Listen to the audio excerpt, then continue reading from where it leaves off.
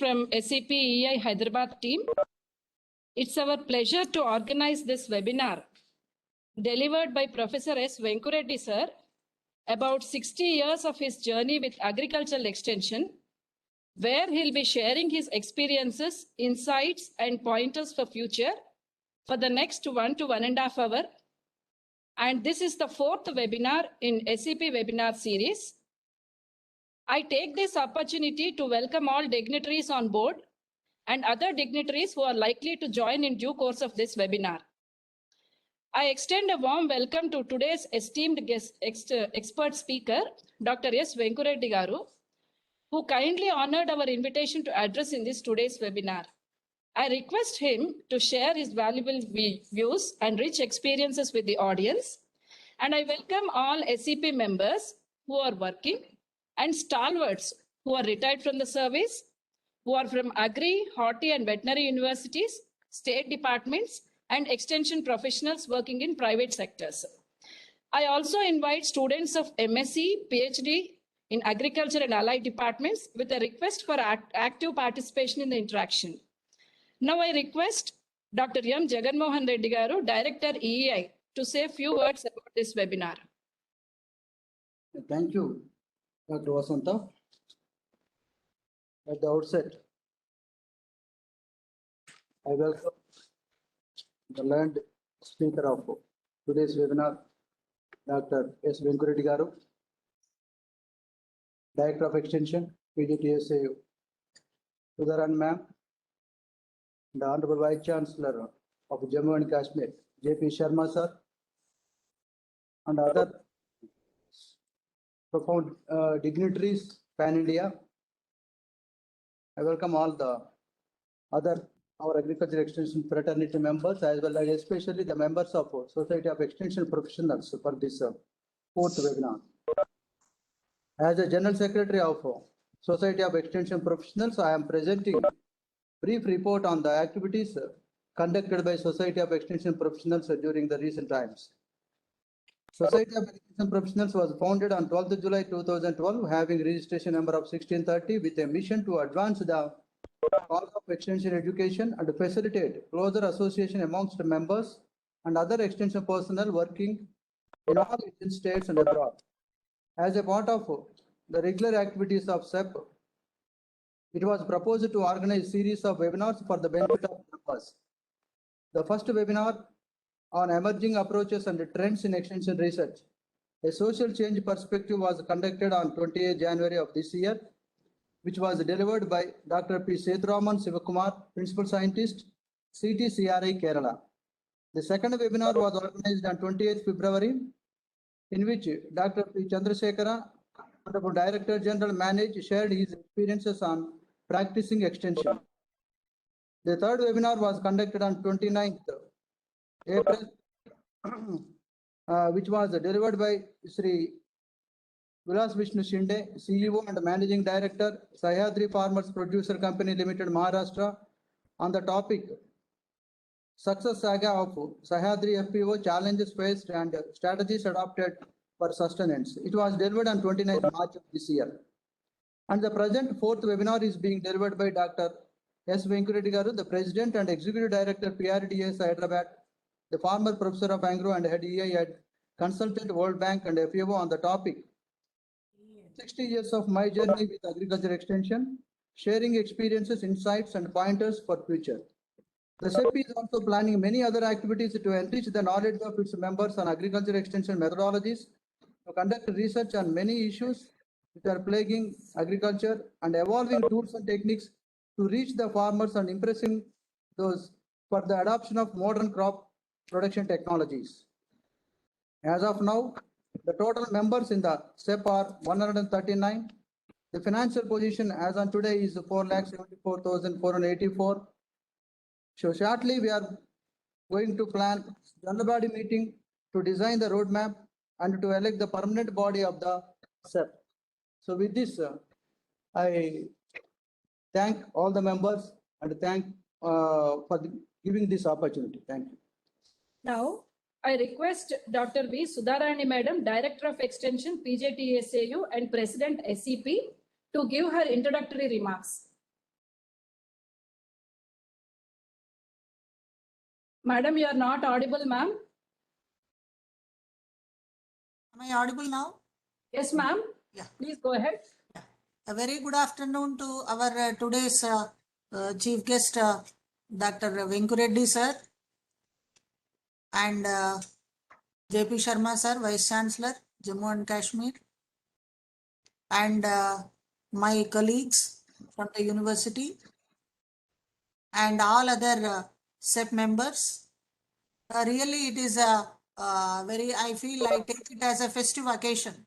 Why? Because we have a legendary personality in our extension fraternity from Telugu speaking states.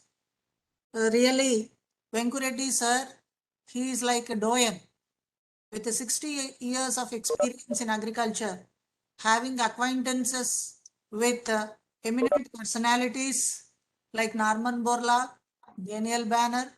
So really, we all we have seen their photographs, but really we have a person here who associated with such great personalities and who has a 60 years of extension journey. Definitely, sir, we are all very eager to hear and experience your musings in your extension journey. Why? Because he is a person who believed learn by practice and also who believed do it and set an example. So every walk of your life in the extension profession is an inspiring what you call model for all the young extension scientists and also who are on midway now in the extension profession. People like us, really you're always inspirational to us, sir. We are very happy to have you here, and we have such a personality who has worked at various cadres, not only in just teaching, research. He has been a consultant, he has been an advisor to countries like Uganda, and also worked for some projects in Somalia, and he was with World Bank, FAO, and he is the chairman for NGO Network Organization Parent. So these are all very few I am quoting here, but there are many things, because when you hear him teaching on any topic or anything, it's like I feel that it's like a recipe made very easy for a student to learn and acquire. He does it with all the extension specialists, even the field level extension functionaries and the top level executives, to whomever he interacts. No, he has that ability to get into their mindset and then what you call make his what you call sharing of information so exciting and enriching to the people. Sir, really we are very happy to have you here today, sir. I don't want to come in between the opportunity that our SEP members got to listen to your experiences, your journey in the field of extension. He is such a personality because he is the gold medalist from IARI, from Department of Agricultural Extension. Really, we feel very proud and great to have you here amongst us, and we always will be following your advices and your experiences, definitely, sir. So I thank you, sir, for accepting the SEP invitation, because you are very busy. Tomorrow you are leaving, even then you could make it possible. So I thank you for accepting our invitation and sharing your experiences today. Thank you, sir. Thank you, madam. Thank you for your nice words about Dr. Venku Reddy, sir. Now I request Dr. A. Shailaja, madam, Professor EI, to speak briefly about Dr. Reddy, sir.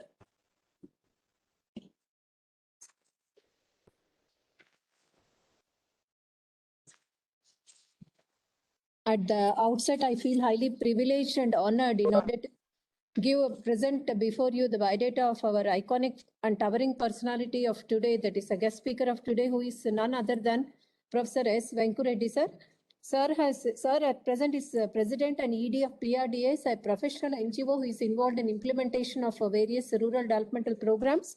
Sir is also a chairman of Network NGO, that is Parent, He is a consultant to various organizations, national as well as international organizations, that is World Bank, FAO, IDH, ILO, BCI, and also he is an advisor to government of Uganda at present.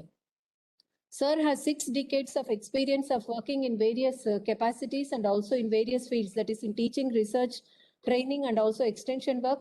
He has hands-on experience in extension management, sustainable agriculture, institutional development, and also in conducting evaluation studies and also capacity building programs.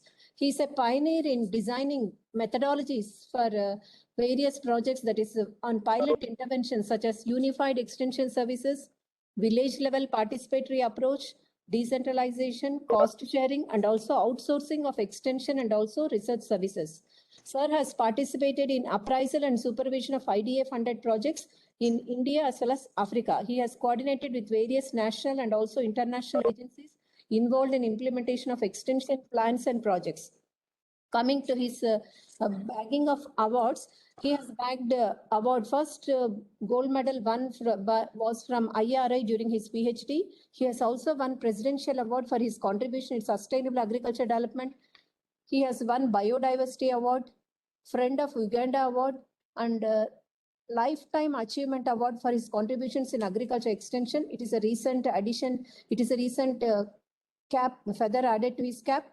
And he has also won Special Recognition Award, and he has won award from FICCI also. So we, the members of SEP, are very eagerly waiting, and we really recognize your yeoman service in the field of agriculture extension. And now I invite you, sir, to deliver your intellectual wisdom.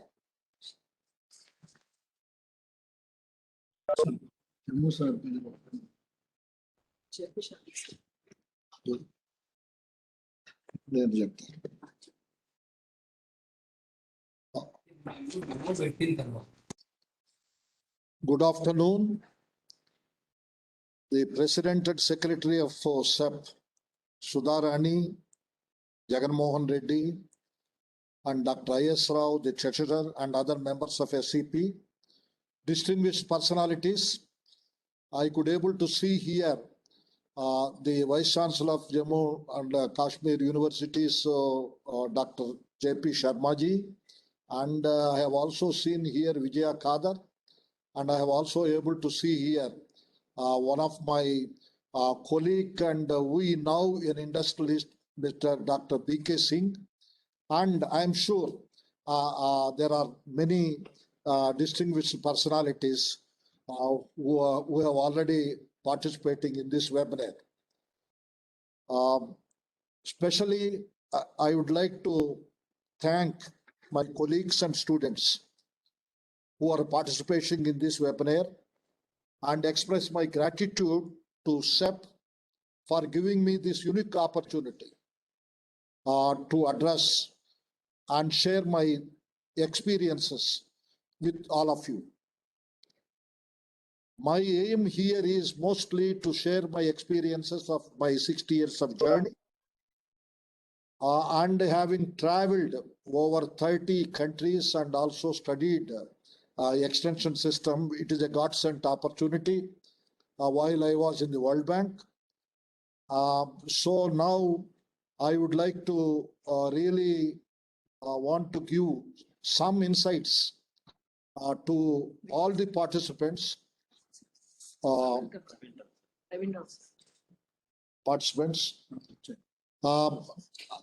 am able to see our distinguished Vice Chancellor of PJTS also, Dr. Praveen Rao Garu, here. So thank you very much. So coming to myself, my journey, I am coming from a Wakadu village of Nellore district of Andhra Pradesh, from a farmer's family.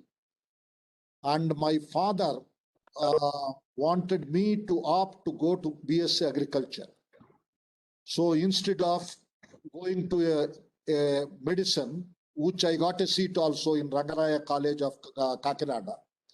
So he want me to study and come back and see that I try to develop the lands and show to the other farmers also how modern agriculture can able to alleviate them from poverty. So then I joined BS Agriculture in Bapatla College. So from there, my journey started with one of my gurus, Dr. A. Reddy.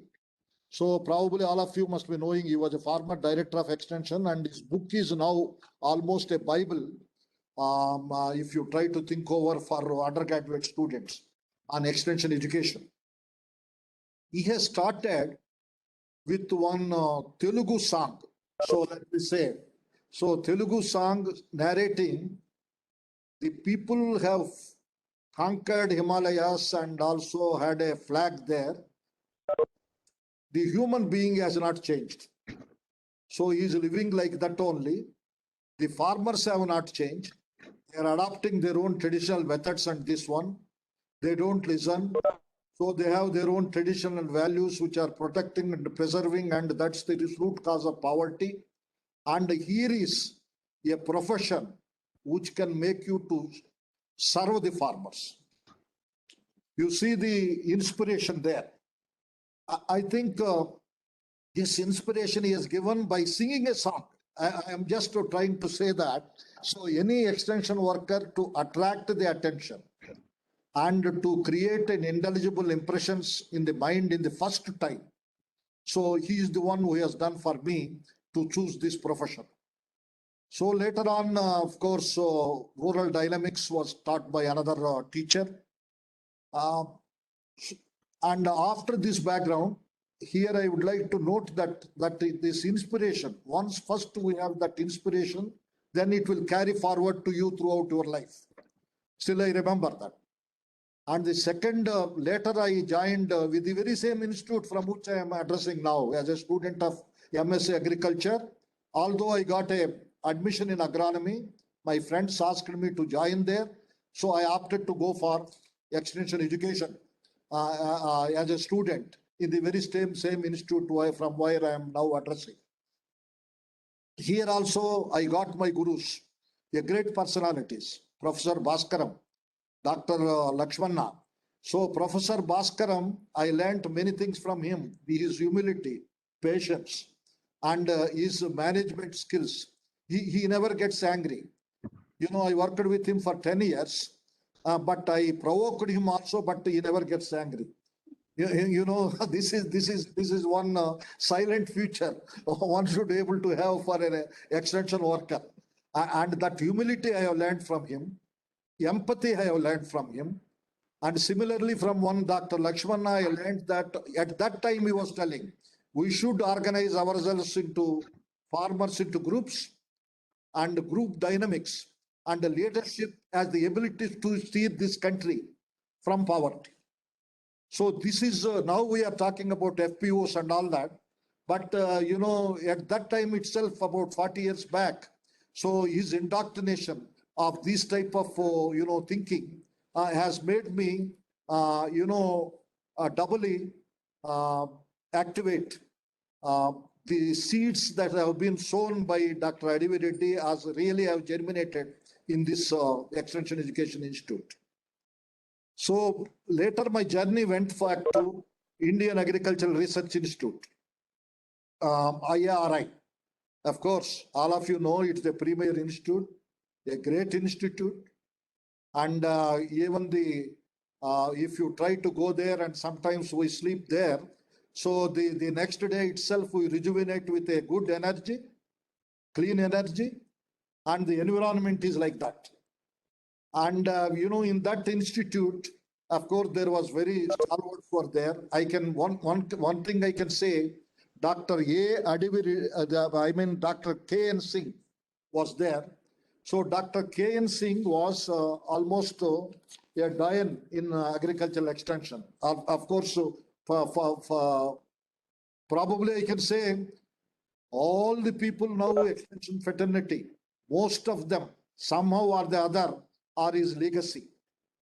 You know, they are his you know, students or whatever it is, they are carrying out. This gentleman used to narrate to us one thing: we cannot win a war, technological war or any war, by traveling in a bullock cart. So therefore, he says extension tools, techniques methods should be equally sharp to fight, the battle. So you just cannot say. So probably he might have visualized the ICT at that time. He might have, visualized a lot of other farmers' field schools, so many other things that have come. But every time he used to say research and extension, research and extension. And always he used to say there are 20 disciplines on one side of the fence, but extension has to tackle 100 billion brains.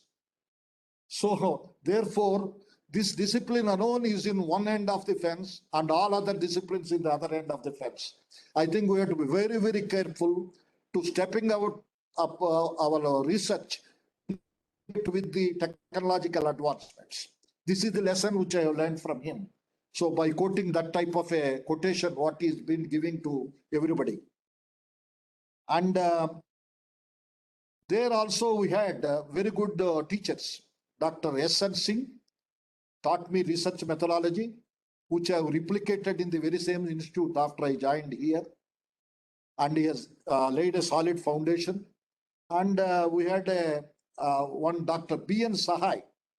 This gentleman was an anthropologist. He was also one of my guides, so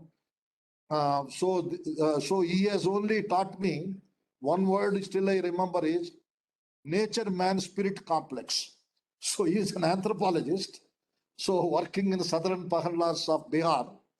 And he has brought me a book and given me to read, written by Vidyarthi, his teacher.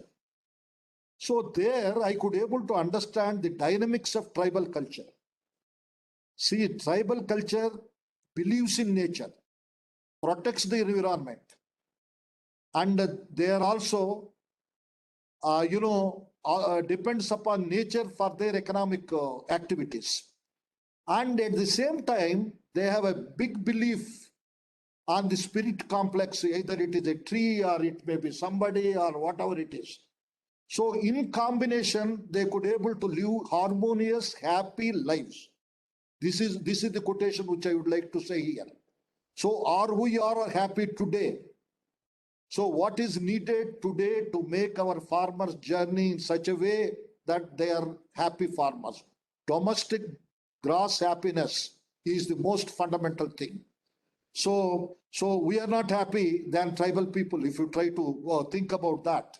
So like that, a lot of inspirations. See, these are all, connected with extension. So once after that, I could able to come back, join in the very same institute for 15, 16 years. I have grown from assistant professor to professor in this very same institute here, which has also given me a lot of strength, lot of professional strength particularly. There are two aspects of which really I cannot. The research methodology, which I have taught to many students, have been replicated and have become useful. So, in fact, many people used to say, this has really have given them the status with the other on par with the other disciplines in the research. Second one, we have also had educational technology course. All the in-service students who are first recruited by the university were all my students in one way or the other for a couple of months under educational technology course. So our educational technology course was designed and implemented. I was the coordinator and one Mr. Paradasarathi from economics was the second coordinator. And this was very, very successful program. And it has given, such a type of an impetus, spreading gospels of extension to the other disciplines. So this is a unique opportunity which I got in this institute. In addition to that, this institute being serving with the different states, I had an opportunity to study how the extension is moving in different states, not only in Andhra and Telangana, but also in all southern states, Orissa, at that time, West Bengal. So we had in our purview and had a lot of interactions with the government of India. So many things, particularly on the administration and other aspects, we are able to do a lot as far as it is concerned. Then my journey went to, let me say, with this footprints, I joined World Bank. So that was a big journey. So joining a World Bank in Somalia, Uganda, and many other countries has given me many things. And I never thought in my lifetime I will try to work with Daniel Benar. He has introduced the TNV system of extension here. He visited EI, and we had been doing some orientation courses then. But so I had a unique opportunity for working with him for 2 years in Africa, and together with him. So almost on par with him. So I was working with him on different things. So similarly, I had a very good opportunity to work with Norman Borlaug. So people now say, he is a Nobel laureate, an extremely a gentleman. I could able to go in the mail fields here and there. At that time, I learned a lot of agronomy. So, and he used to say, without subject matter knowledge, particularly, so extensionist will not be able to make the credibility with the farmers. So he wants us, so you try to digest first the technical knowledge of the other subjects, then you have a big additional advantage of reaching and teaching the farmers with your own technology, and which others do not have. Then you are the wholesome personality compared to the others, compared to me. Something like that. He was telling on the nights when you sleep, he used to indoctrinate me in that particular idea.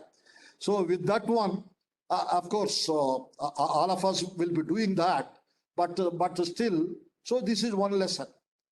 And another thing which I would like to say, when I was taking him around in the Uganda, so he come across only the women groups, they're very active. It is a reverse almost. So they have been singing, dancing, receiving him, and she was so happy. Then in the press meet, he was asking, Dr. Reddy, is there men in Uganda? This is the question he has put it very aptly, because he has seen any men there. So throughout this one.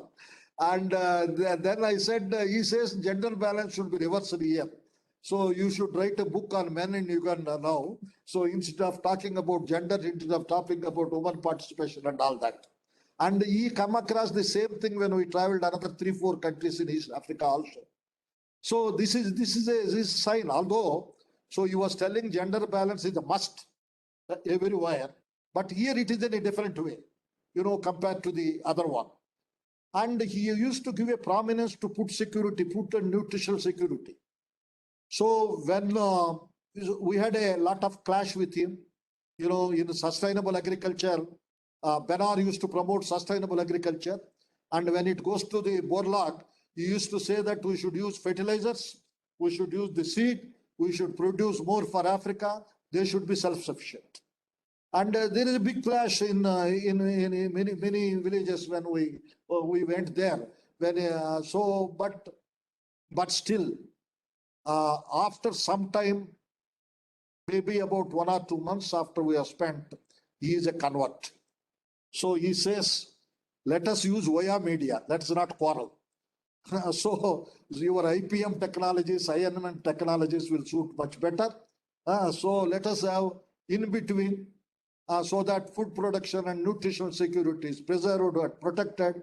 And we will also try to have, a sustainable agriculture with less pesticides, less fertilizers and other things. So something like that, a compromise formula is a big lesson for me. And in fact, my motivation after joining as an NGO, taking up only on the sustainable agriculture is also, the responsibility is only because of the motivation and, given by the Daniel Benar and Normal Borla. Definitely, I can say that. And once Daniel Benar, we all will be thinking about T&V system of agricultural extension. I think every one of you will know his name. And during that time, we are very, very well off. Actually, it's a donor driven, lot of funding, and probably I think it's the golden period for extension.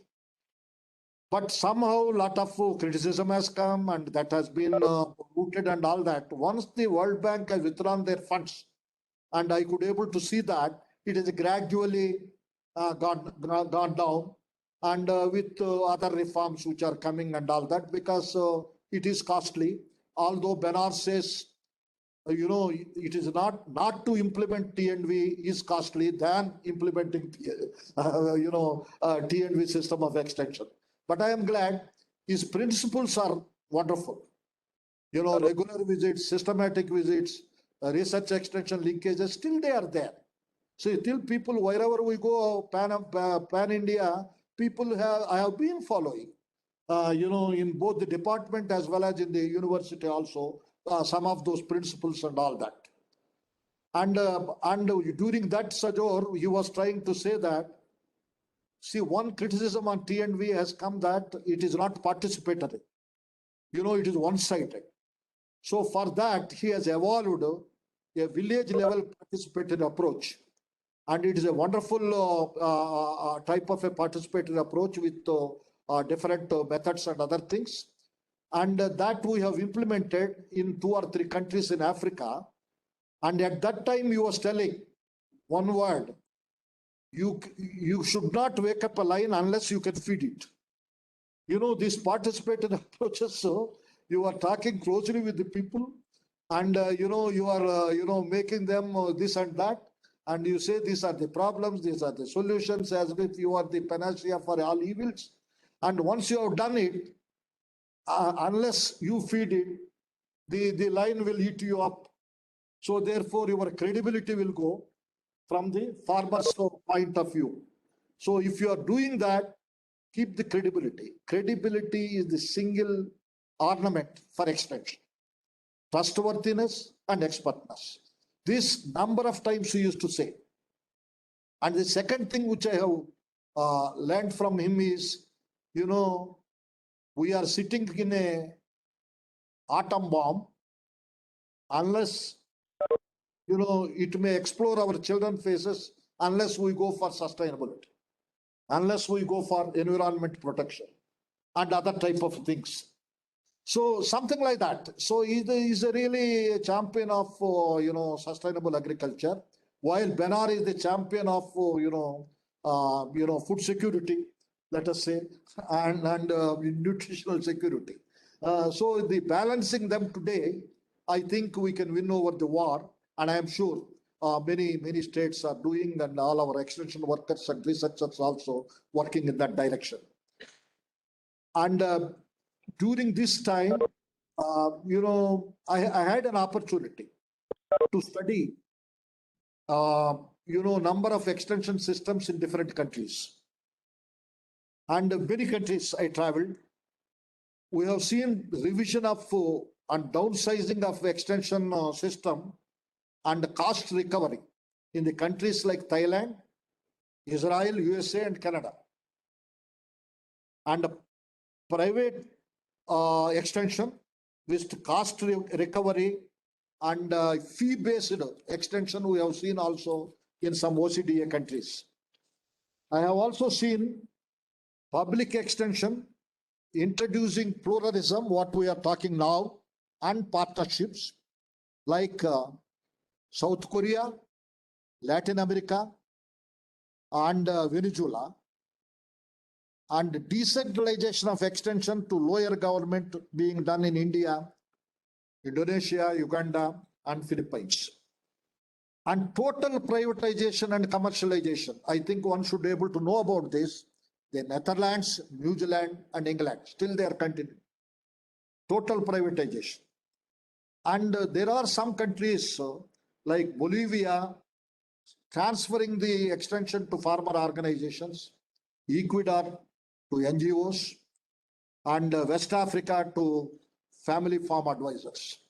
So like that, there are a lot of reforms that have come in many, many countries, both in private, public extension, are playing a crucial role. Some are pure private, some are public, some are private public. But as far as India is concerned, now private public partnership, we are stressing it. But when I was in Uganda, another one which I would like to say is, I am very happy to say that we have been instrumental in having a unified agricultural extension system in Uganda. Unified agricultural extension system means there is one ministry, Ministry of Agriculture, Cooperation, Marketing, Animal Husbandry, Fisheries, all on one ministry.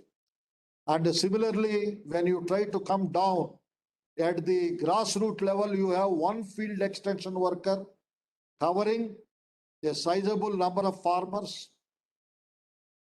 in a geographical area, in a farming system approach, talking about agriculture, talking about animal husbandry, talking about fisheries, etc.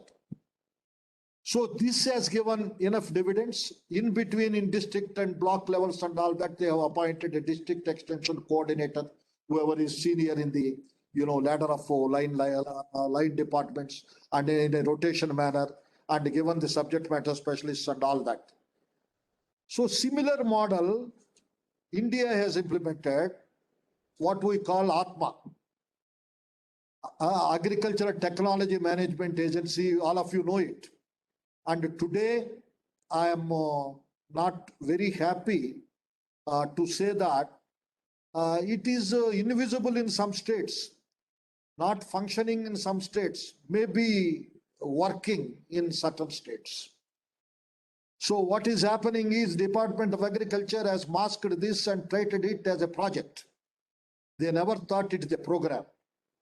And in a project approach, so they have appointed all retired people and all that. And probably sometimes jokingly I used to say that Atma and Paramatma, you don't able to see Paramatma. Similarly, Atma is invisible. I think the program is designed wonderfully. The concept is good, the principles is good, everything is good in that particular program. In fact, it is much at a higher level than what we designed in a unified agricultural extension. But unfortunately, at the top end, everybody plans themselves. There is no plan. At the bottom, everybody implements sector-wise. Line department implements their own plans.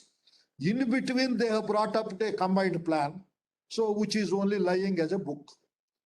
So this is what is happening in the Atma, and I don't know. Now later on, now we are having KVKs. KVKs has a better potential and promise and future in the future, but their roles are also have been changing gradually. I understand that KVKs are now doing entrepreneur skill development also for rural youth. This is a good gesture rather than an on-farm trials and OFT and other type of the things that they are conducting. And it is a forerunner. And to me, they should be able to emerge much more stronger to reach and teach the farmers. And in fact, I am of the opinion, and I have suggested also in one of the workshops few days back in Academy of FPO's workshop in Manage, that why not KVKs also should have some responsibility to organize the farmers, producer organization groups, etc. At least one model, having taken up the entrepreneurship skills and other things, and let this KVKs promoted farmers, producer organizations will serve as a models, and as our finance ministry is and everybody in the agriculture sector is telling, one commodity for one district, maybe chilies in Andhra, maybe you say that turmeric in Telangana, like that they are telling. Say somewhere, I think KVK should also able to take a lead rather than confining to a small geographical area and only testing, retesting, resting. That is already there. There are research stations are there. So they let them do that.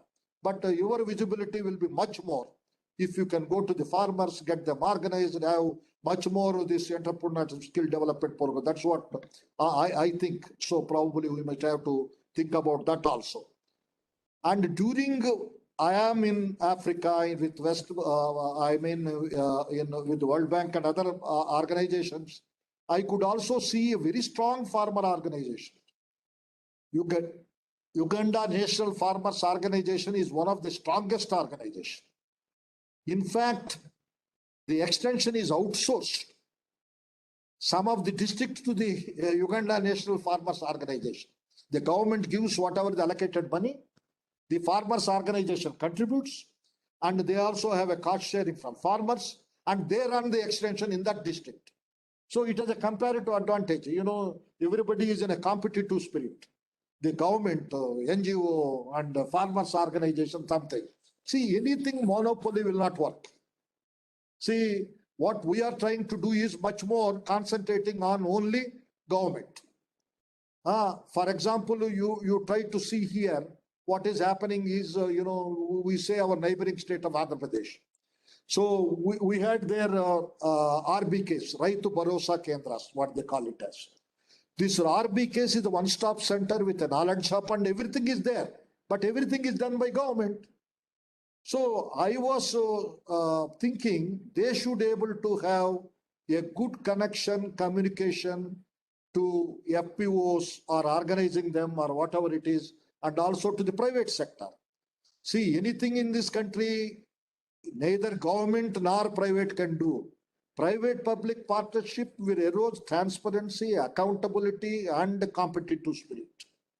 Once it is being done, I think it can multiply our efforts in a different directions. And also we try to get the expertise from different sources also, not the stereotype expertise. So this is what is very, very important, what I could able to then in the other countries also. And when coming to the, let me say my journey with PRDIS, Participatory Rural Development Initiative Society, it is 20 years journey out of 60. So therefore, I think the most longest journey I had here about 20 years. So this is a NGO, but we started with only the main aim of only two themes. One is making of agripreneurs and sustainable development.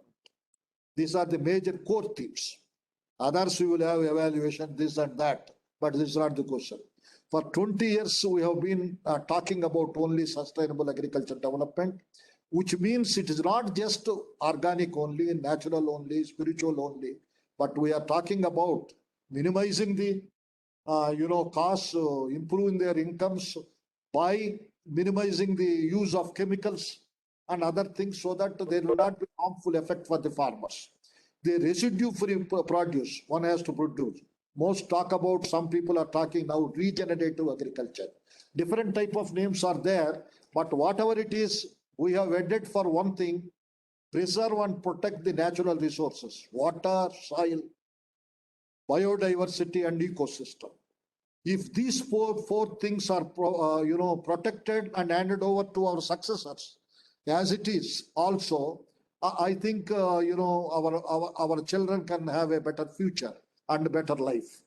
So if we destroy everything, it is like whatever properties we have sold away, almost, and there is nothing left to our generations. It is not one.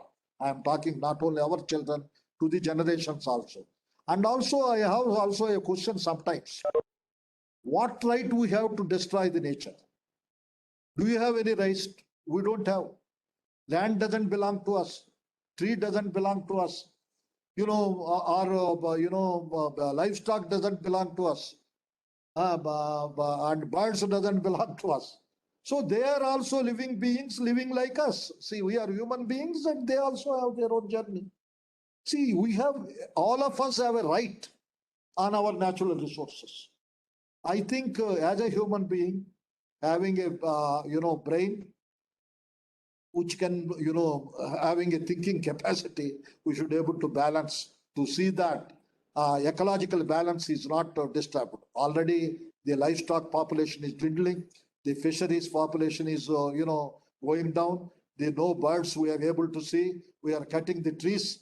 So everything we are doing, what we are supposed to do, and we have no right to do it. This is the question. I think as an extension workers, we should be a social reformers. To me, every extension worker today have to perform another role of a social reformer. A social reformer and a social entrepreneur. Let me put both. Social entrepreneur in one side and social reformer in the other side. Then we have millions of extension workers in this country, and I am sure we will be the saviors. We will be the godfather for everybody. I think we have the chance now. Let us use it. That is also more important. And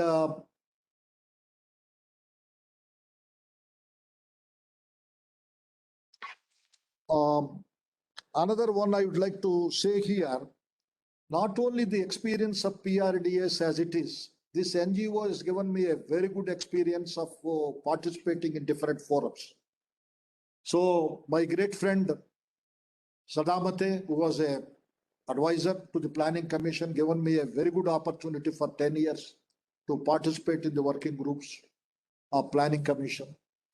And, sometimes back before that, I had a privilege of participating in a knowledge commission, which was headed by Manmohan Singh himself. So similarly, different forums, National Biodiversity Board, I was a member. Better Cotton Initiative also, I was a council member with a multi-stakeholder one in Geneva. So all this, why I'm trying to say it is not that because I am a member, each one has given me a teaching, something, to learn, an opportunity to learn, definitely, than what I have given to all these committees and all that. For example, the Planning Commission, where we were doing these working groups and all that, it has given us an opportunity also to see that how the country agriculture is moving, in what direction it is trying to move, what is the stakeholders are thinking about this country, and what is the farmer's voice. There itself, when we toured around, we got this, what today we are talking about, you should concentrate extension on post-harvest technology. We should concentrate on market-led extension. We are talking about value addition, so many things. So all these type of things, have been taught in these forums while interacting with the farmers through these forums, and also a lot of experts. So everyone is an expert, and you give a little, but 30 to 40 people expertise you are able to gain through that. That's my fortune, to have all these things. Above all, one critical thing I could able to learn is the labor. Extension focus today from farm women, farmers, it should also go to the labor. Labor, I think the COVID has given us a good lesson about the labor, farm labor. And the farm labor, somehow or the other, we are teaching skills to the farmers. We are teaching skills to the farm women. We are also the labor, of course. But the actual labor, we are doing some of the operations in agriculture, we are neglecting. The focus, I am telling you, equal emphasis as farm woman, you try to put it on farm labor. So today, that's what is necessary. While doing so, we are now operating with an ILO, a program, Fundamental Principles and Rights at Work, what you call decent work, the child labor, discrimination, forming of associations, all that type of a thing should be one of the ingredients, let me say, should be included in the dynamics of your teaching, your training, and also in the extension, in the field extension. Decent work, you just go through. And now, in future, it is coming, now it is also there with European countries, If you produce anything without using these decent work principles, you cannot export it. And it is going to come as a bigger law with ILO now. There is no two opinion about it. So I think this subject is our subject. It is a subject of extension. So I think we should be able to grab it as one of the subjects in our training, in our research, in our the teaching and extension and other things. Similarly, we are all talking about value addition and all that, value chain management. So you talk supply chain management, you talk value chain management, anything you say, value chain management in extension, to me, it starts from seed to markets. Everyone, fertilizers, pesticides, this one, weeding, everywhere you have a role to play to reduce the costs and also improve the efficiency. Everywhere. Value chain means not that just to go to the top and go to the supply chain. If you try to come from seed onwards in all aspects, when you go to the marketing, when you go to the higher levels, probably we are able to really do a significant dent, benefiting the farmers. So income, that's what we are trying to adopt it, and we are able to go through it also. And one more word I would like to say before I go to my insights, because they're still there. Right? Okay, no problem. So then see the one important thing which I would like to say here is, let us say ICT. So you are all talking about ICT. Today, just now we were talking about ICT, and I talked about everywhere. See, let's not bother about, when you talk about ICT, let's not bother about, big technologies. Blockchain, you call it as, big data, you call it as so many other things. But weather, to me, weather forecasting, we are not able to do in a proper way because it is all generalized. Whatever you hear through radio, whatever you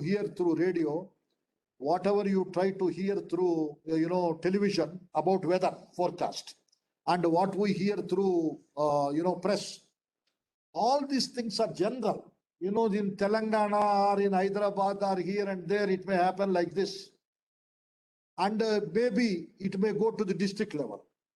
But weather forecasting so accurately going to the village level. Village level, a specific village, what is the situation today, the weather, what is the marketing, what is the crops, what is the weather, what is the advisory we have to do. So all these type of things we are not able to get through. But I have seen recently, and even before also, one of the app which we have been using now, probably we will also share with you, with all of you who are participating, if you are interested in. That is BK weather app. So he is there. Mr. Singh is there in the parts. Fasal Salah app, something like that.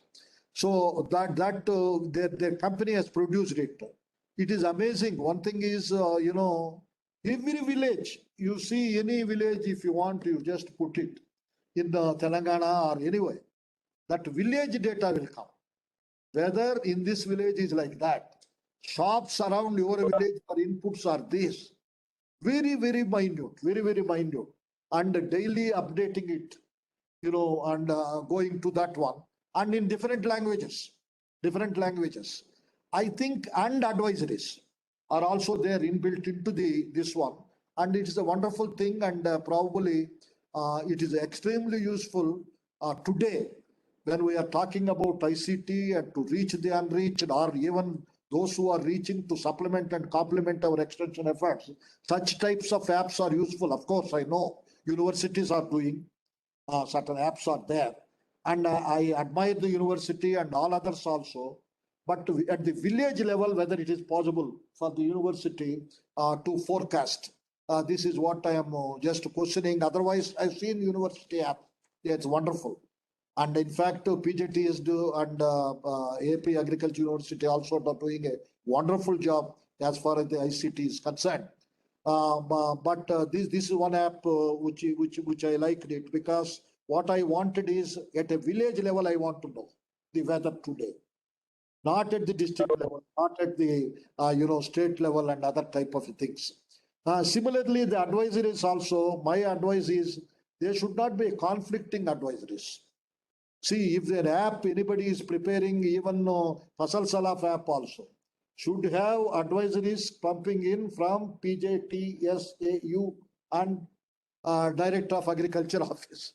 There should not be any conflicting messages to confuse the farmers. This is what most important. As convergence is so important, this not carrying the conflict messages is also very important. Today, even the business people are producing apps on their own. What they say, if there is a pest, you try to spray their own pesticide. Any companies. This is this one, and here I am also advising there need to be in India a type of a coordinating body set up. Anyway, either in manage or ministry or wherever, to see that these apps are harmonized and rationalized, not allowing everybody as if selling the fertilizers and pesticides. And this is dangerous for the farmers. I think some type of harmonization and rationalization is necessary, for which a coordinating body is necessary. Otherwise, the extension worker will face a lot of problems. Because when we go and approach with a genuine recommendation, then they say that, somebody came here, he told this one, he has given this one to spray. So to convincing is very hard, very hard. So of course you have your own technologies to convince and all that, which takes its own time. Why? Why not to ask all others also to follow one type of an advice only, or you give the alternative advices also, no problem. If X is not there, go for Y. X is not there, go for this one. If pesticide is not there, go for neem. Neem is not there, go for this. Something like that. So this is one thing which I feel we have to do to the government or university should take initiative to see that this drudgery is not fall on credibility of extension worker. This is what I am worried about, because extension worker is the one who is going to the farmer. That's what I am much worried about that. And of course, every one of us are talking today, startups. So startups, I have not really, frankly telling my journey in Africa and all that, I have not given any stress, nor other countries also not given much stress on that. So only the past 1 decade. So, and I think India is pushing a lot as far as the startups are concerned. It is for the good of the farmers. But again, rationalization and harmonization of startups are necessary. Same startup is done here, same startup is done by other university or other organization and other things, similar. So it should not be a duplicating effort again. So why not somebody take it up to ensure that? So these are the startups that are tested, available, and don't go for it, go for other ones. If at all they're coming for training and other things. If you're not doing that, I think we are confusing the people. So that is also what most important. In websites, you can able to publish them. There is no problem. Now, fortunately, we have a lot of websites and all that, and there you can able to rationalize those type of things. And before I go to my insights, the final one which I would like to say is the farmers are there. They are getting additional income. Some of them are not getting the income, whatever it is. But their lifestyles have to be changed. Some of them have changed their lifestyle to the extent of they have to live with only debts. So fabulous marriages, you try to have TVs, this, that, everything. Than their income. It is exceeding their income, what I meant to say. Some of them there, lot of money, but kept in a pot in the house. But you walk through, cattle. I have seen in Karnataka in some of the places, and cattle are there and dung is there. You walk to the front door from that. lot of flies, lot of this one. I mean, the health and safety aspects are equally important for them. And their lifestyle management, we should also teach them the additional money, what you do, how do you do, how do you grow, how do you invest. So these are some of the things we are talking only marketing, credit, and all that. You also talk about them, how the expenditure has to be spent. Give them advice. See, some of them may follow, some of them may not follow. But as an extension worker, we should take them to that heights. Otherwise, whatever we have done also is waste. See, next year again, he is in debt. So I think this is additional responsibility I am talking about for extension. Now it should come, lifestyles and livelihood, pattern or whatever it is. You should be able to come in. So these are my few thinking what I am trying to say. But please. See, out of all these things now I am going to give, of course, some of them I did not talk.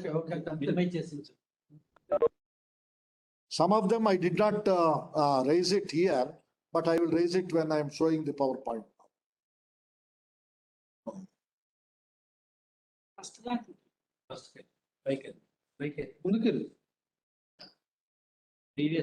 Today problem also manku.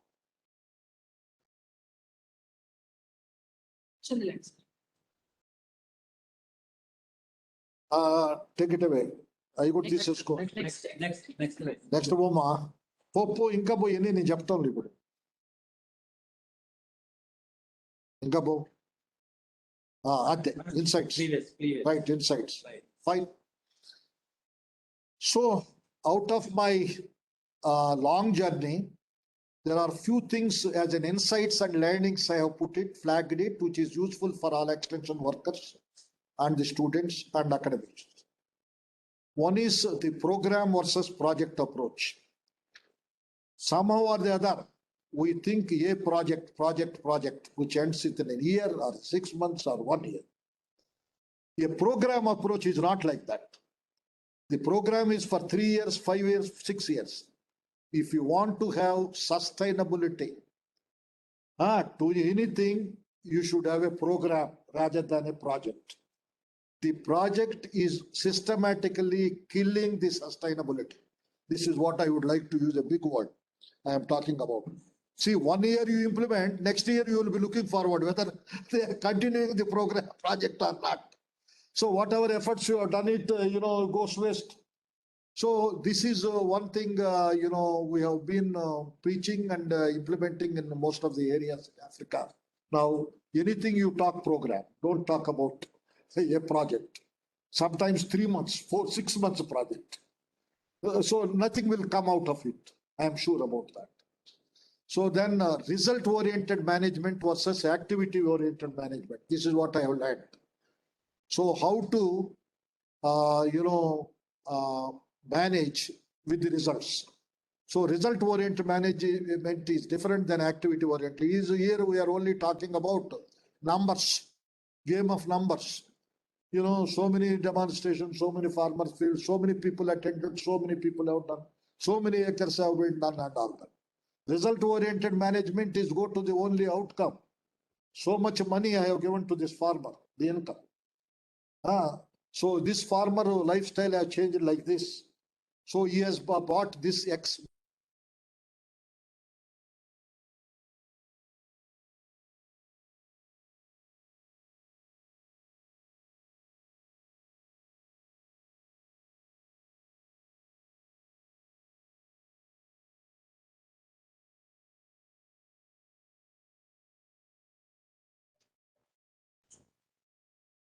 Voice is not audible, sir. Marketing, credit, you call that, any other things, which are concerned, cooperatives also comes under that.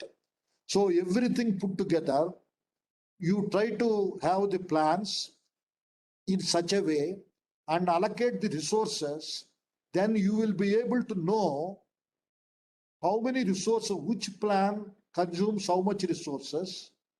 In one plan, which we don't require also, there may be more resources. So that can be reallocated to the other sector like marketing or, something like that. Yeah, so there is a provision. Where there is a gaps, you can also try to fill it with, donor support to or program support or whatever it is.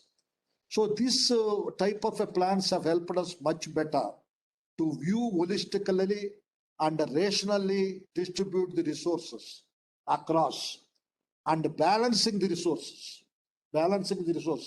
Suppose agriculture has about, 10 crores budget, but fisheries has only 1 crore budget. But to me, fisheries is giving me more GDP, more income, so more thing for the state. Why not to shift at least 2 crores to the fisheries? Something like that, what I'm talking. Here, it's all compartmentalized. Then power of public-private partnership, I could realize there. So 100% we should able to voice for public-private partnership, which should come as a reality. But sometimes governments will be not willing also, because the transparency, accountability is more important. And the competitiveness will be there.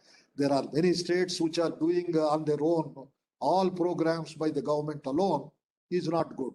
I think what I feel, it's not be 50-50 ratio. It can be 75-25. It can be 80-20. At least you induct them. At least you will get their voice, and you will also get their credentials. You get their brains also attached to you. The thinking will be expanded. Then importance of lives and livelihood skills. Today we are talking about livelihood skills are more important. So this will be the more or like a secondary agriculture as we are talking about. Let us have entrepreneurship skills developed in a family. Let us say the woman, children, or whoever is available, youth, particularly youth are our potential force. If you try to put a lot of entrepreneurship courses for them and provide them the opportunities to set up the enterprises there, they can give employment, and they can also stick on to the, village. There will be not a brain drain from village to the towns, and they will be an asset to their family. Like that, we should do. It's not just income coming from only agriculture. We should pool the resources to see that that family grows. So we should have a technology. We should produce our extension workers in such a way that by seeing the resources of a family, should be able to plan holistically how we can able to distribute these acres, how much he can grow, what crop.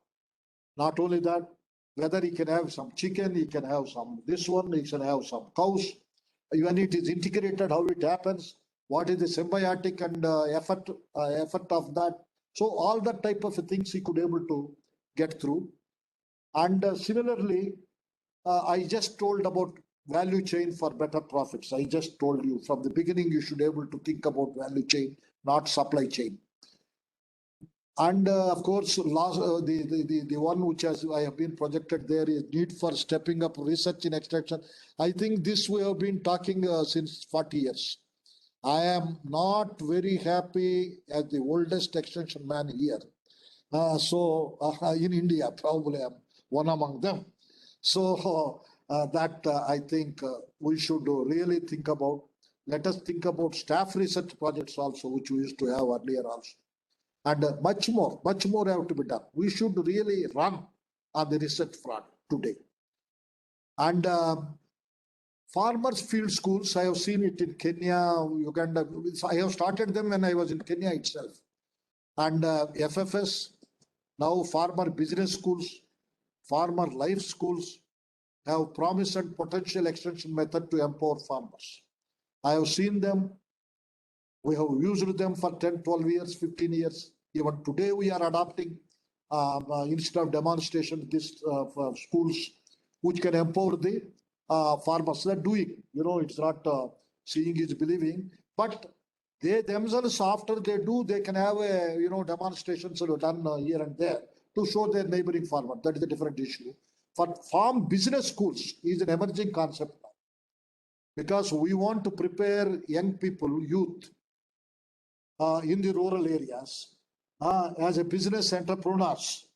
So if you want to prepare them, if the startups also have to go to the villages and all that, these farm business schools are very, very important and in the villages.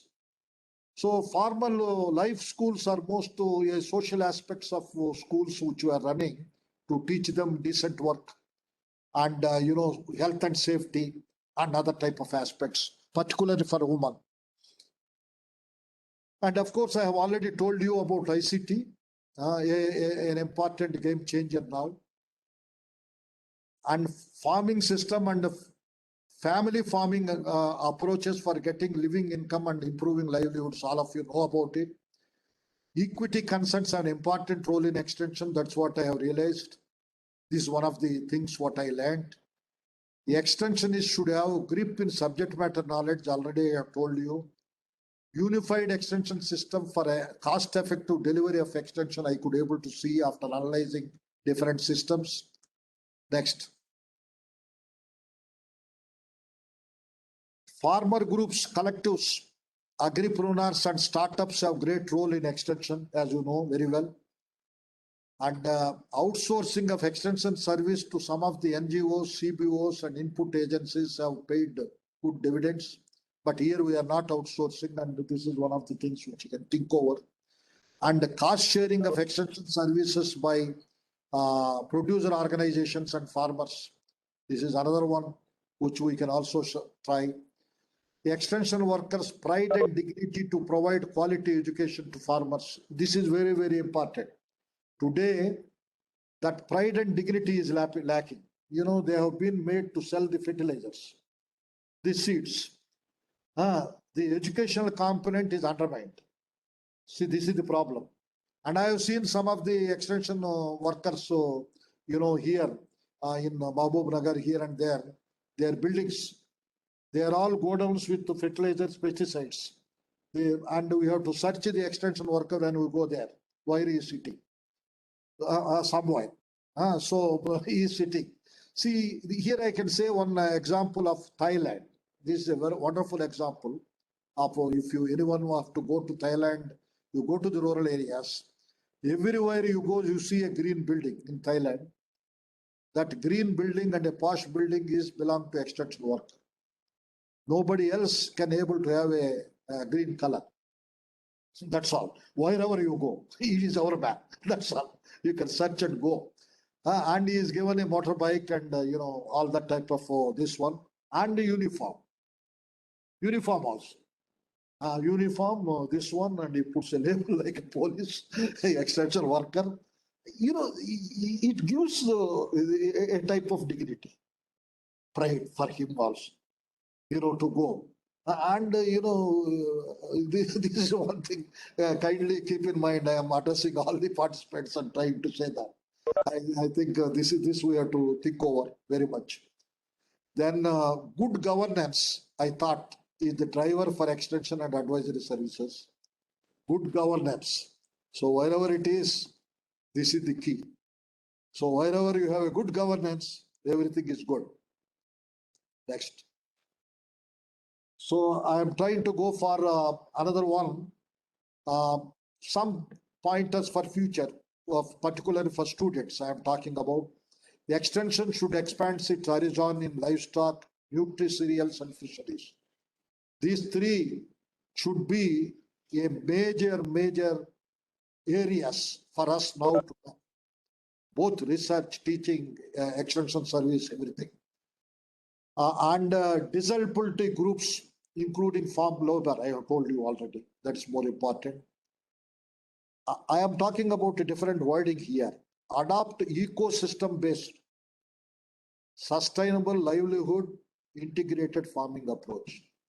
I am not talking about agriculture there, sustainable agriculture. I am talking sustainable livelihood. Where I was talking about before, an integrated plan have to develop for the family, where you can have both the enterprises and other things in combination, how we can able to reap the more incomes and all that. So, and it should be ecosystem based. So it's not, we are talking about each ecosystem as a different type of advice we have to give, some different guidance. And suitably, we should also evolve techniques and technologies in extension to suit that. Address sustainability challenges and achieve the targets of relevant SDGs. There are a lot of sustainability challenges and sustainable development goals. And I am very happy to say here we have 17 goals of SDGs published and 170 targets almost. And we had also had 1 or 2 workshops conducted, one at Sri Lanka and one at here. And we are also trying to have one more done on food and nutritional security in Bangladesh. And all of you, the participants who are here, are welcome. And what I would like to say is extension almost nearer to 8 goals directly. 8 goals it is nearer. You talk about women, you talk security, this one. And but there is no research done so far. What is the impact of agricultural extension in fulfilling the targets of SDGs? Extension alone. So what it can do as an impact? We study extension impact, but the 8 goals are directly concerned. So once we can have design a good study in that one, I think our flag will be around the.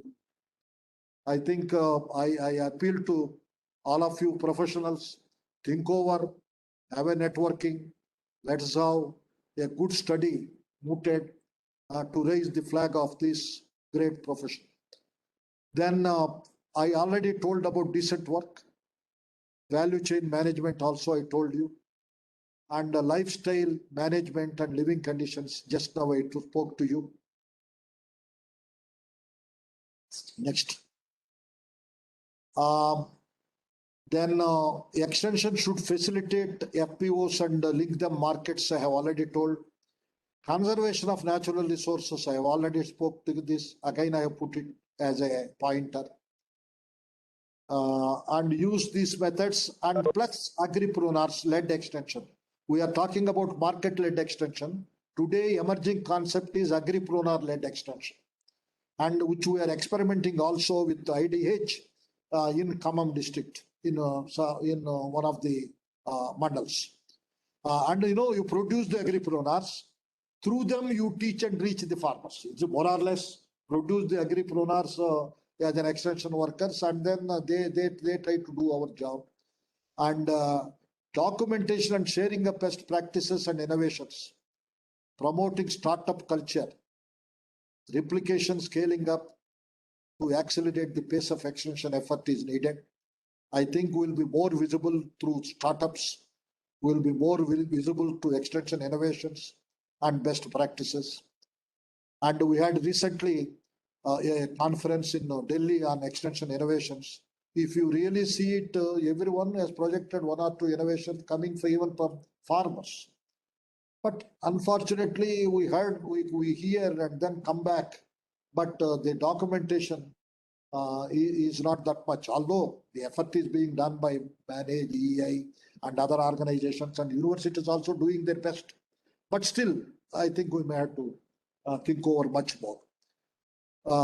And finally, research in extension is found to be wanting in strengthening the profession. This is what my last word.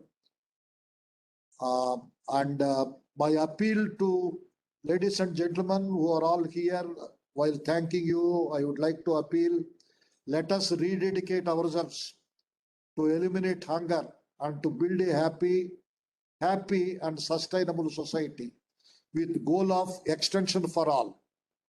We are talking about education for all. The next decade should see extension for all. So this should be the slogan for the governments. This should be slogan for private sectors and everybody. Really, if you want to eliminate hunger and to build a happy society and happy farmers, particularly. Thank you very much. And I would like to once again thank the organizers and all of you who have participated in this webinar. There are many things to share, but briefly, I had an opportunity to share my thinking here, and I'm very, very fortunate and happy. All of you are listening to me, but kindly put some of them into practice, then I'll be much wiser. Thank you. There are some questions for you. Yeah, Questions. any questions, please? I'll take the questions now. Thank you. The chat box, it is there, sir. In chat Yes, box, please. some of the doubts were expressed in chat box, sir. Yes, please. Yes, sir. I will read out. Please. There were many questions from Radha Madhav Mella. Sir, he is asking that how to make agri corporates as significant partners in agricultural extension with a common agenda of holistic development of agriculture. That's all. Coming. This is the first question.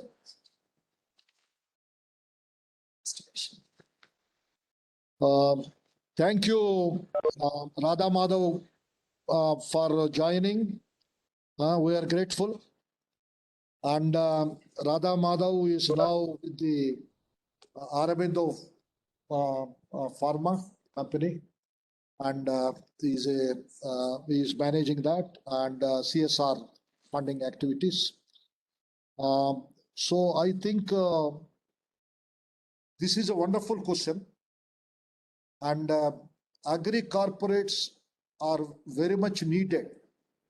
Today, I think people are more sensitized on this particular aspect than what is 1 decade, 2 decades before.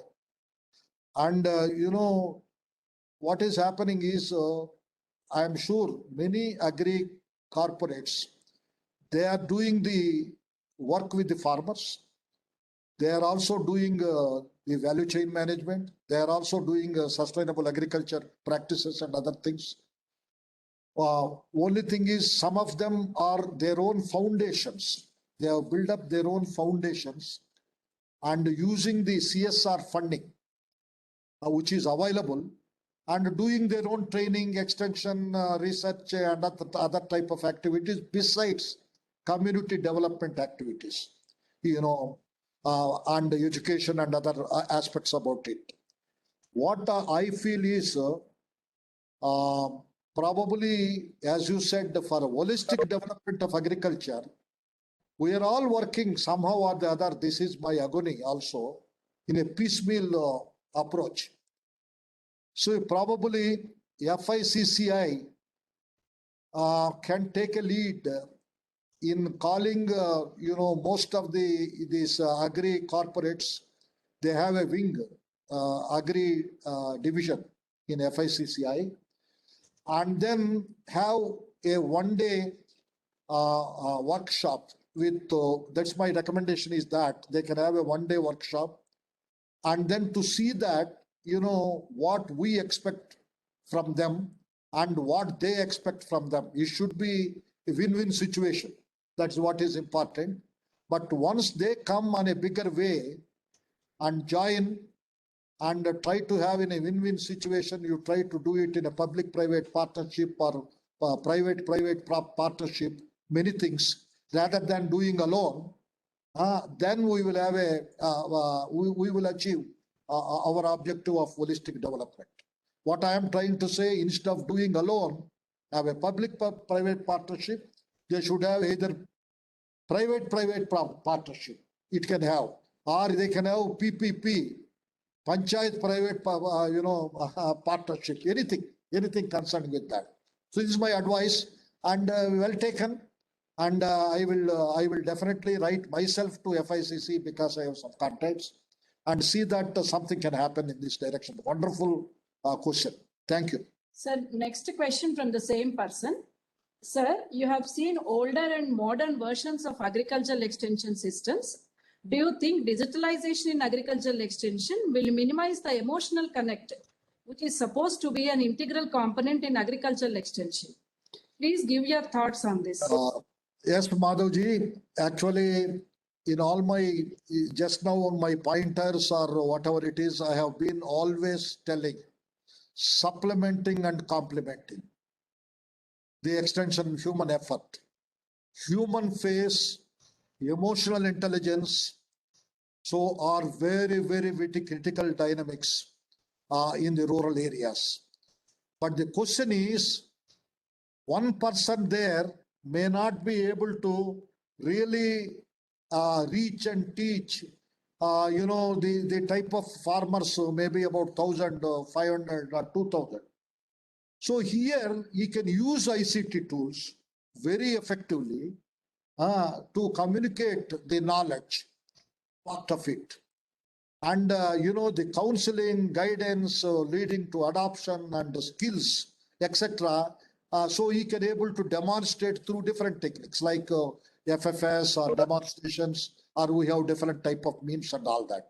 It is, to me, the old and new, if I try to see it, the ICT has a big advantage of one thing, reaching more number of people and imparting knowledge and advice, but it has to be supplemented and complemented, or the human face have to be supplemented and complemented, because definitely the emotional connect is very important. I agree with you.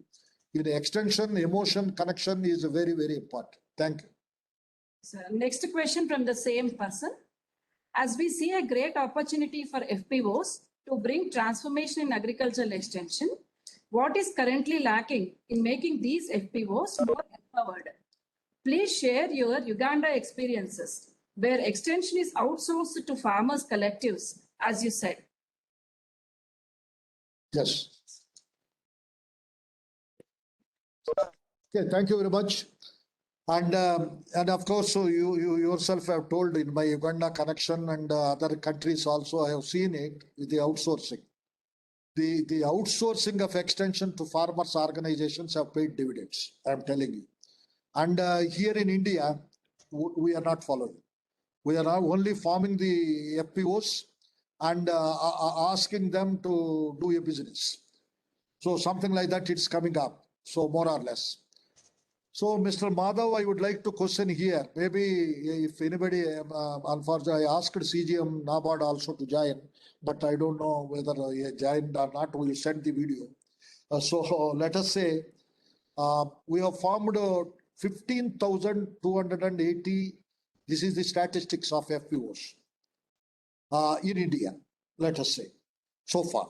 Because different agencies, either NABARD or private or whatever it is, that one. But the question here, everybody is questioning now, trying to say that how many are really effectively functioning. That is one thing. We are not blaming not to form the FPO. FPO is the panacea, it is an answer. We must see that farmer-led extension should come. Farmers should lead this country.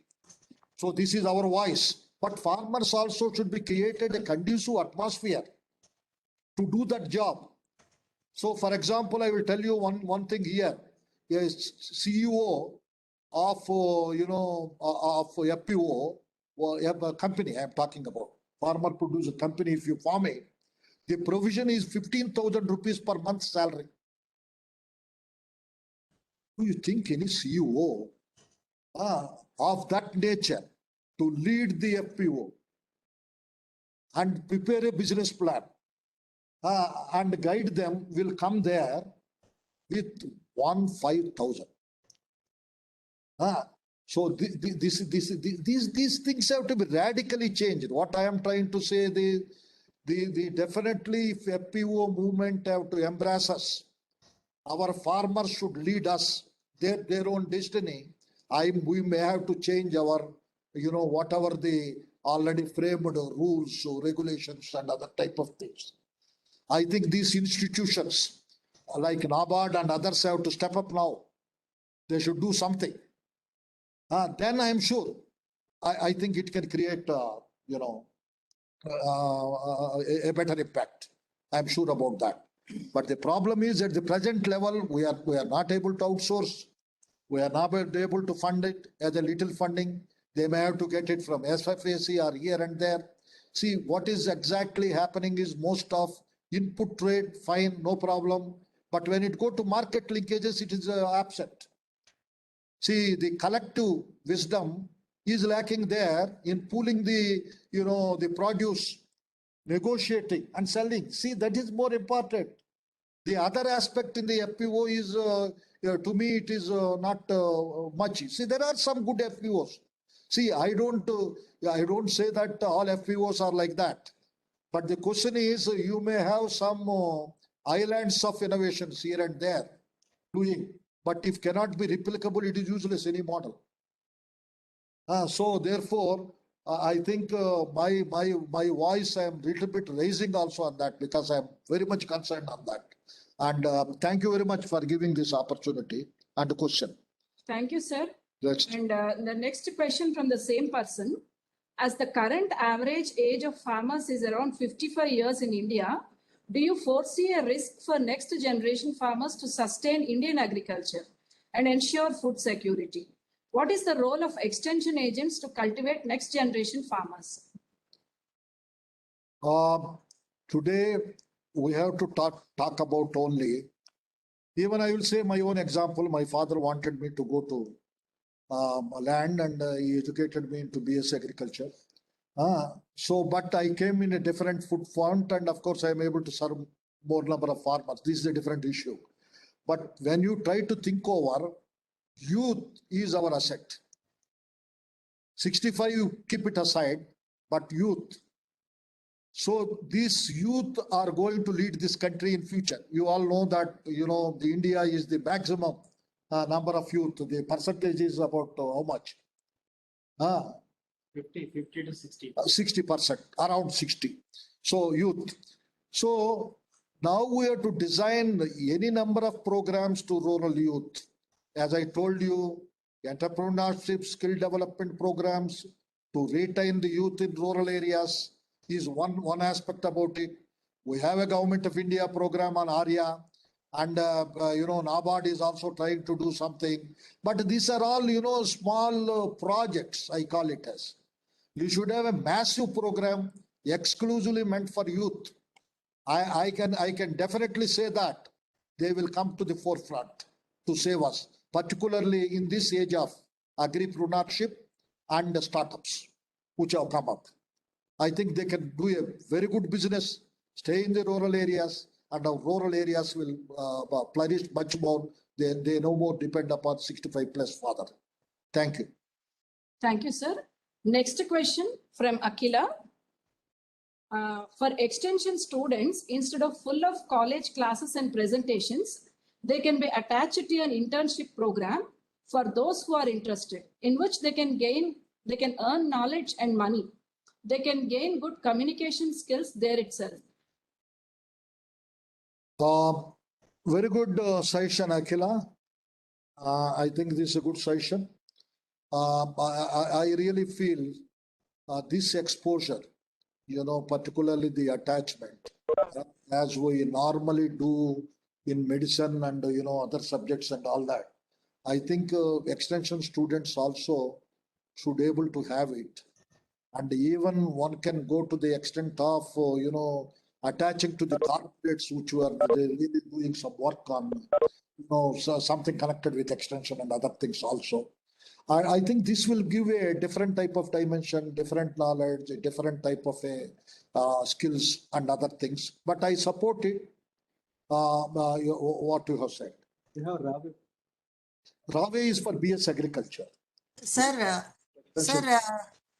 this new BSM syllabus for MSc, it has this provision for them.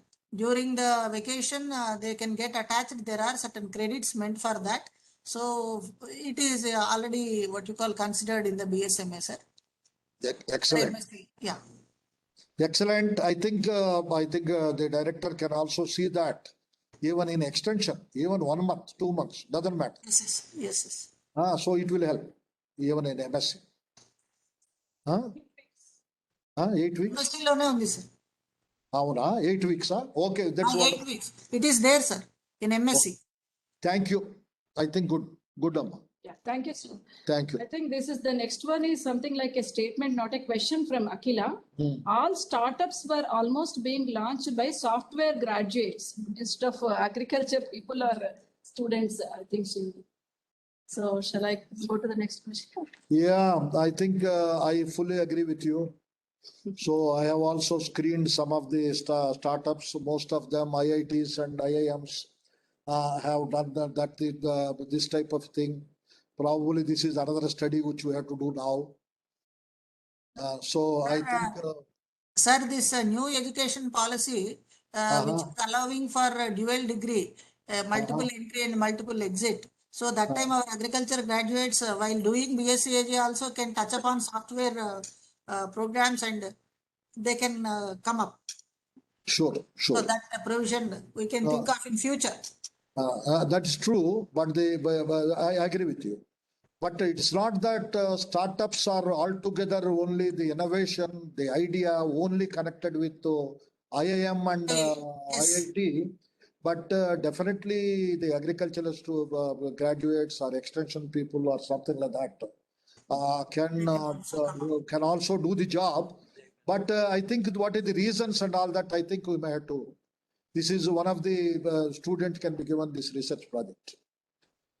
Okay, sir. Next question, Dr. Vijaya Khadar, madam. You can please go ahead with the question. See, okay, thank you. Especially the startups, when they started in the beginning, it is true. Most of them are the software people. Now things have been changed. Agriculture graduates as well as with the science background, they are taking, because I am there in the evaluation of their projects. So I just repeatedly mention them because if any of the projects which are mainly on the software persons, because I used to raise an objection. Now I think something has really changed it. I'm really happy for that. Very useful startups and the projects are coming up. This is what I want to share with all of you. In the beginning, just when I was evaluating the project, I was really fed up because most of the people are with only the software background.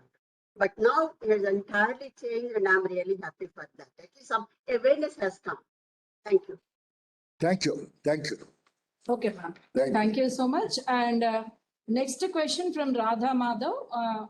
Do you think we have credible data on agriculture, like land area, crop area, number of farmers, etc., to make proper micro and macro planning, which are currently remaining static due to lack of updated data? Probably I have not much of an answer here because, definitely, as you said, updated data is available in some sectors, some areas, but some areas it is lacking also because I cannot say that, but unless I try to see them. Anyone you can answer? Okay, right. It is true, sir. What you said is correct. Exact data is not available in almost all the places. Okay, next question from the same person. Can rural women play a significant role in Indian agriculture? How to promote rural women as an agri-entrepreneur?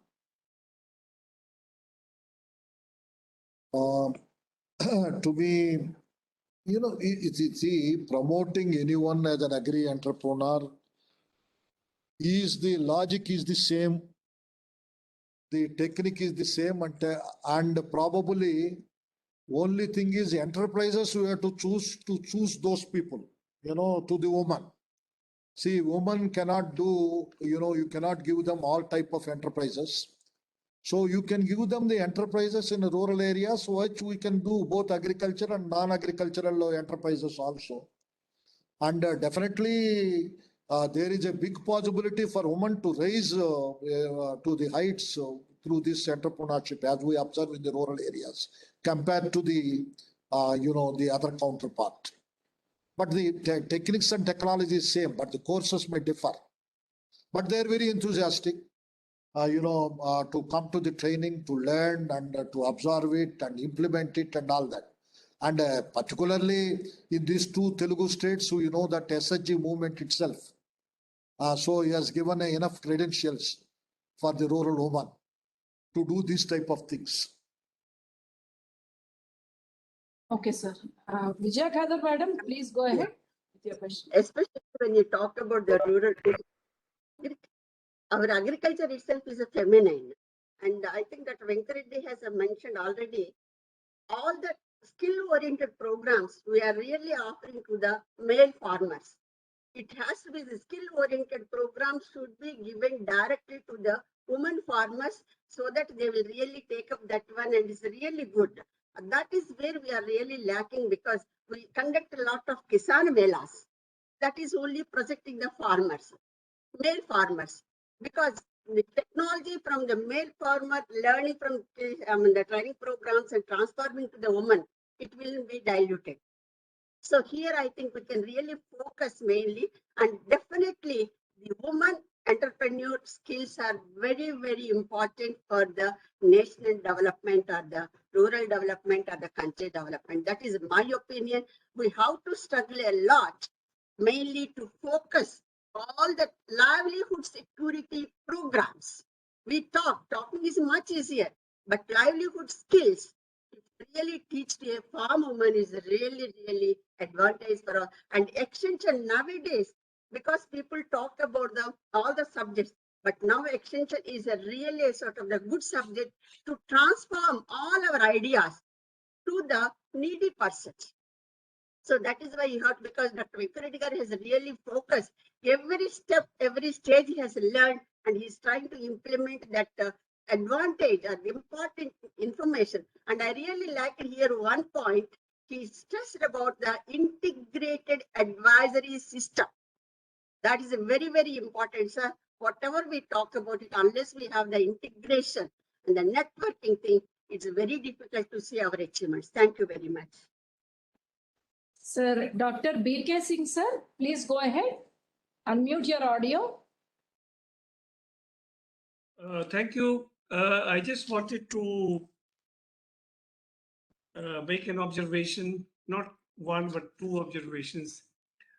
Me and Dr. Reddy, we are classmates. So I have also got about the same kind of experience that he has got.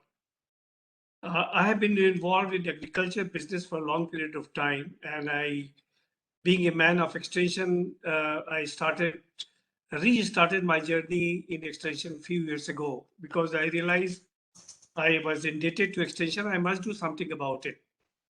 Now, Dr. Reddy had the experience of working. He mentioned Dr. Norman Borlaug, another scientist, and they said that you must know the subject matter in order to disseminate the knowledge. Yes, this was one of the primary things which was at that point of time, it was very relevant. The times have changed. Technology has changed. So has the vehicle of extension changed. Now, earlier we used to, in those days, we used to go and hold national demonstrations. We go to hold meetings with the farmers.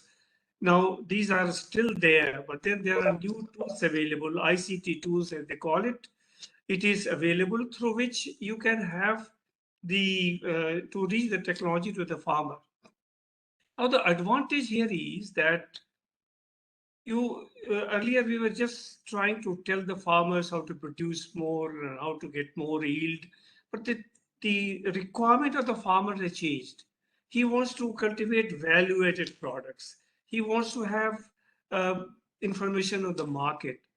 As Dr. Reddy also touched upon this point, the environment has become a very touchy issue. So what can we do to help the farmers in protecting the environment and increasing their productivity at the same time? So there are a lot of kind of technologies which are available to be disseminated, which is now possible through ICT system. So Dr. Reddy also very rightly mentioned there could be conflicting advisories, but the ICT system or use of ICT in extension could be a vehicle through which you travel to the farmer. You can have an app. We have created an app, Fasal Salai mentioned gratefully. Thank you very much.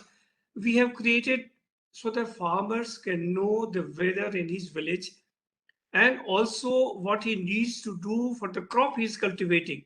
He's not concerned about the general advisory, what is happening. If I'm growing, let's say, soybean in indoors, I must know what I must do for my crop tomorrow and a day after. Where should I market it? Where do I get the input from? So all this packaged, integrated information reaches in the pocket of the farmer. Now, this could be the ICT, could be a vehicle or the extension vehicle to reach the farmer. The input could be provided by the subject matter specialist. Now it is possible you can create an input device in which you say, let's say, a farmer is having a particular crop in a particular area, and which you want to advise, you can just input the advice and it will reach him. So it has become very highly focused advisory which is required. And then other than the production, also the packaging, marketing information must go to the person. The extension vehicle have changed. The technology has changed, and the people and the farmers in the rural areas, you'll be glad to know the population of the penetration of smartphones in the villages is far exceeds the penetration in the urban areas. So there's a great opportunity for we as extension workers to reach a large number of farmers with the focused information which is required, and not to give you the conflicting information which Dr. Reddy rightly mentioned. You open these input sources wherein the information by the State Department or by the Extension Department can flow into that. So extension works as just as a pipeline to the farmer to directly to him, addresses his problem in his field. The second thing which he mentioned about the lack of the agriculture and the ICT, most of the work being done by IIM and IT graduates. Of course, in the software industry, they are the people who are leading it. But I can tell you the kind of knowledge which the agriculture has, the kind of complexity which the agriculture has, each crop has got its own complexity. Each soil has got its own complexity. To intervene it together is beyond the comprehension of course, the people who are wanting to write the software and get quickly give it to it doesn't work. It will not work. It took me 5 years and about 5 scientists to work together and put together this advisory, wherein we have kind of interwoven the weather with the advisory to the farmer. So it has taken a lot of time and effort. So this is doable, and most of the agricultural graduates now, you have got special courses which you are teaching very rightly, Mrs. Kadir said. The new generation of the people will have access to that kind of knowledge of software also, which will go into this. But the knowledge of agriculture is very complex, and I don't think in very near future I can find both the ICT and agriculture combining together with a lot of success. Thank you so much, Dr. Reddy. You have really given new ideas. I mean, your experience is guiding principle to a lot of people here, students and other faculty members. Thank you so much. Thank you. So thank you. Thank you. VK. Thank you very much. Any more questions? Any more clarifications? I request all the participants to switch on your video so that we can have a group photo.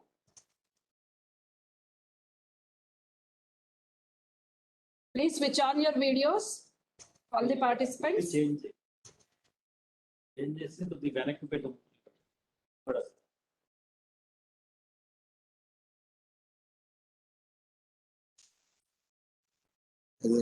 Saltabad.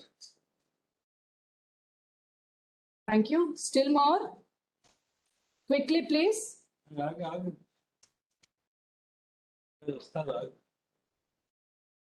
The questions in the chat box were exhausted. If there are any questions, you can ask orally.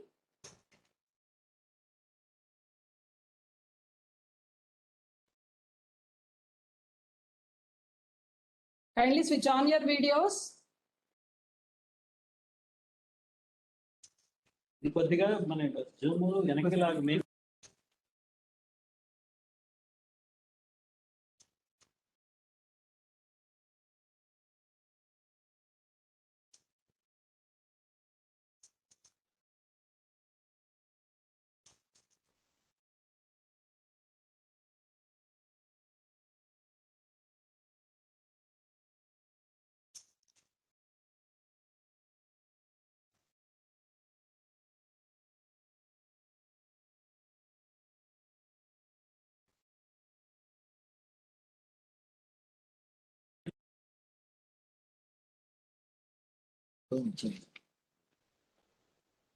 Okay, so we learned that all the questions were exhausted. All of you are very clear about this concept explained by Dr. Venku Reddy sir.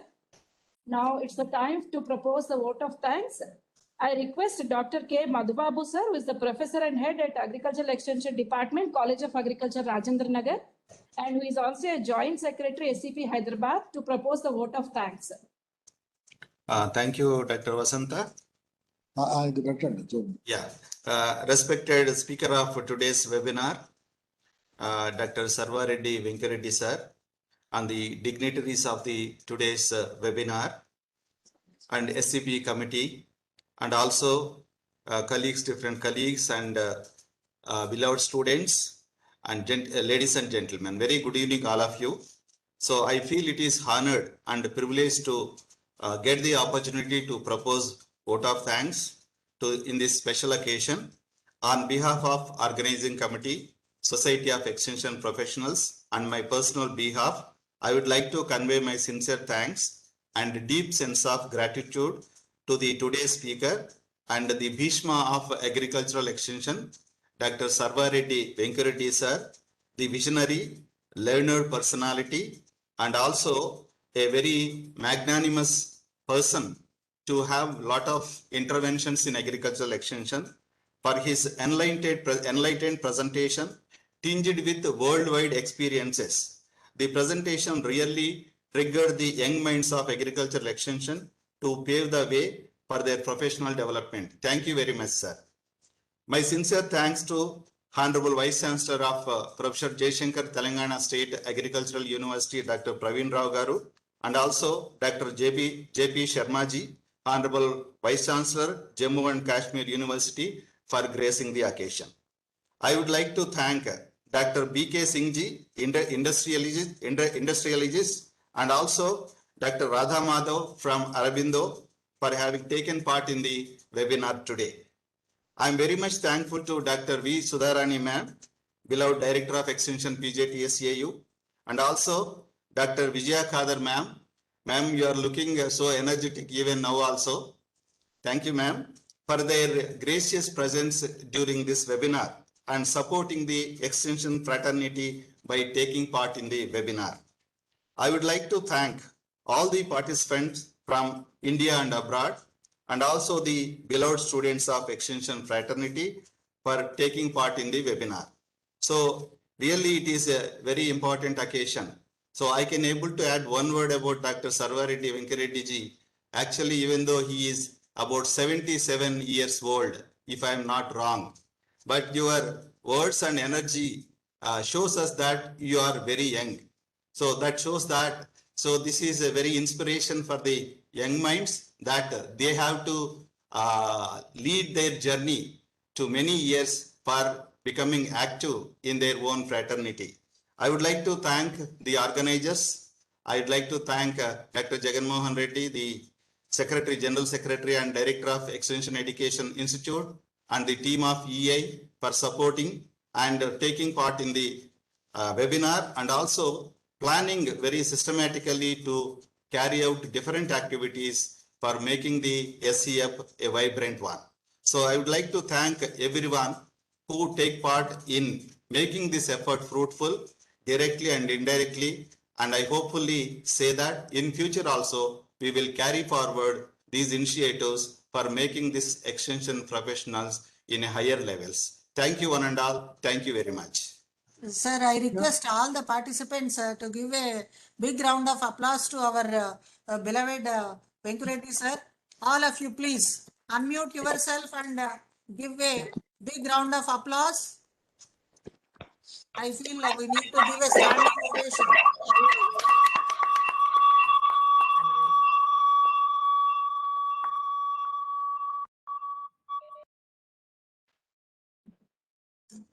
Sir, very nice, sir. We had really we have enjoyed the nectar of your wisdom, your journey, because when we taste honey, no, a drop of honey, it gives a lot of energy. But the efforts made by that honey bee moving across kilometers and taking that honey. You did a lot of efforts across 33 countries, moved around, and your wisdom in the form of what you call nectar you have shared with us today. Really, we are very, very happy to hear you, sir. We have really enriched ourselves. Definitely, this is going to be inspirational to all our scientists of our university, as well as the students and faculty and whoever all attending. Really, it is very inspiring and motivating and giving us a direction to how to go about in future. Thank you very much, sir, on my behalf. So thank you very much. Thank you to everyone. Thank you, everyone. One small information to all members of the SEP. Shortly, we are going to have a lecture, a webinar under SEP by Professor Dr. Martin Mulder. Probably, and on 2nd of May, we have the demo. Those who are interested, they can join in the demo that we are testing it with Martin Mulder from Wageningen University of Netherlands. He is the past chair of education and competence studies of Wageningen University and editor-in-chief of Journal of Agriculture Education and Extension, director of the MM Consultancy for Education and Training in Netherlands. So I request you to join for the demo, wherever it is possible on 2nd, as well as, and we will be materializing somewhere in the mid of the May of this year. Thank you.